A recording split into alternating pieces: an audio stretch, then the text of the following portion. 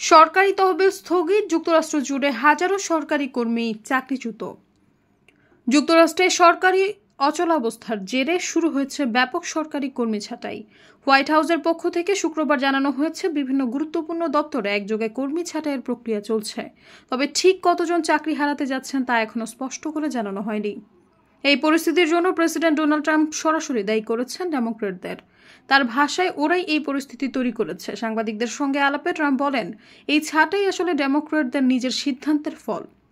প্রেসিডেন্টের নির্দেশে ট্রেজারি বিভাগ, স্বাস্থ্য সংস্থা, অভ্যন্তরীণ রাজস্ব বিভাগ, শিক্ষা মন্ত্রণালয়, বাণিজ্য মন্ত্রণালয় এবং হোমল্যান্ড সিকিউরিটি বিভাগের সাইবার নিরাপত্তা ইউনিটে কর্মী ছাঁটাই শুরু হয়েছে। যুক্তরাষ্ট্রের ডিপার্টমেন্ট অফ জাস্টিসের আদালত নথি অনুযায়ী ইতিমধ্যে 7টি ফেডারেল সংস্থায় 4,200-এর বেশি কর্মীকে ছাঁটাইয়ের নোটিশ দেওয়া হয়েছে। এর মধ্যে শুধু ট্রেজারি বিভাগেই চাকরি হারিয়েছেন প্রায় 1,400 জন, আর স্বাস্থ্য ও মানবসেবা বিভাগে অন্তত 1,100 কর্মী বরখাস্ত হয়েছেন।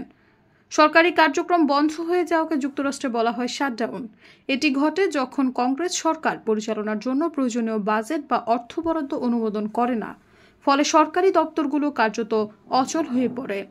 সৈয়দা ফারিয়া, সমযুগ।